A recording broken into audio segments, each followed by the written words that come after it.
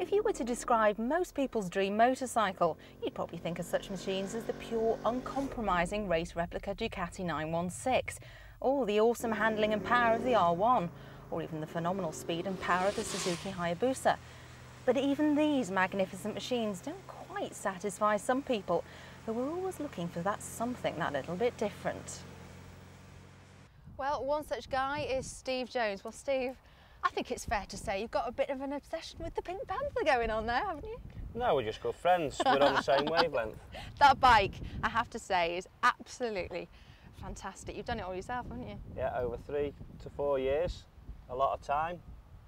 The money's not the object, but the time and the imagination is what's gone into it. How many hours do you reckon you've spent working on the garage in that then? Weeks and months we'll talk about.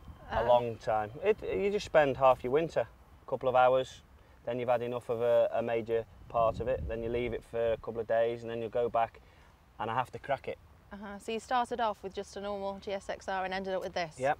Quite a few hacksaw blades and angle grinder pads and cut, hack, and away you go. And quite a bit of talent as well. You have to give yourself credit for that. That is fantastic. No, well, I just decided I wanted to do it, and until certain parts of it were finished, you know, you just don't stop. So what was the most challenging part of building this then? I would say the clocks. I got an idea in my mind. I wanted to tackle it, but to weight it. I was going to say, that must have been, you needed some incredible patience to do that, didn't you? It took a couple of weeks of pictures of hands to get it right.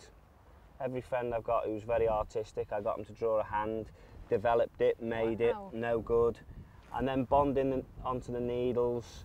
But and then the comment on the top about the speed, yes, very nice. Well, you can always read it because I never go above 75 mile an hour, so you can always read it. Of course, that's why we've got a bottle of nitrous oxide fixed on the side of in second gear, I meant.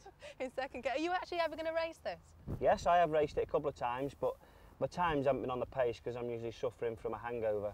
But I'm going to start doing some good racing. I've got some later on this year, and I want to spend a bit more money and time making it look quite trick, but with the air shift and a proper charging tank on it, and I'm gonna race it as Santa Pod and a couple of others later on this year.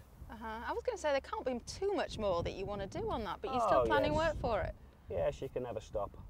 You can never stop. New bits come out, you know, things. It's like hairstyles. People change their hairstyles every year. I have to update the trickness of this bike. You know, I've never compared a hairstyle to a bike before, I have to say. But it's one thing that comes across about you, Steve, I have to say, you know, you're quite a butch type of guy, really, and maybe a pink bike and the Pink Panther maybe doesn't quite fit with the image. Well, there's one way of looking at it. I'm the fastest puff you'll ever see. I don't know what to say to that, really. There's no answer to that one, is there?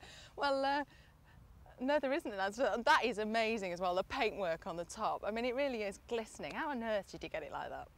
Well, I went and I was just going to have a couple of Pink Panthers put on it, and I don't know if you're the same, it's when you go out for a drink, you know, why have one pint when you can have 10? You're out there, so I thought the full it, let's go crazy. And you have. Yeah, it's come out quite well. It certainly has. Have you got that kind of effect on the top though? Well, I didn't actually paint it. Originally, Piers Dowell painted it, and he said, look through some chips, and believe it or not, that's the wildest chip I could pick. And he said it's the most difficult to paint. It's literally just different coloured flakes of metal on a base coat. Complete nightmare to paint. You need a special nozzle and a spray gun. I'd say you've certainly got to be the centre of attention on this, haven't you? I didn't build it to be centre of attention or anything. People have things in life they wanted to do. I had an idea in my mind. I decided I wanted to do it, and sometimes it's embarrassing. You know, you get off your bike and people are there who don't understand. You know, you get muppets coming up to you saying, "Where'd you buy this? Where?" You know, and actually, all the aftermarket stuff has been made by hand on machines. None of it's stuff you can buy, but a lot of people don't understand this unless you get a Street Fighter man who understands, and he'll look round. Yeah. You know, the lad. You know, you get lads coming up touching it. You know, if I went up and started touching his girlfriend instead of looking at her, he'd get upset. Yeah, exactly, I'm sure. That's how precious it is. There's a lot of time, patience and effort gone into that, hasn't there? The money thing doesn't come into it, it's actually the work and the ideas. Yeah. You don't kind of put that in the value, do you? Because you'll never recoup that time and effort that you've spent on that in monetary terms, will you? That is going to go to the grave with me. Oh, and maybe a couple of Pink Panther babies. You never know. Oh, nothing would surprise me, I can tell you that. That is absolutely incredible. Attention to detail. It is. I think that's your middle name, really, isn't it? Well, he's certainly not going to miss you on that, Steve. Thanks very much indeed. Welcome.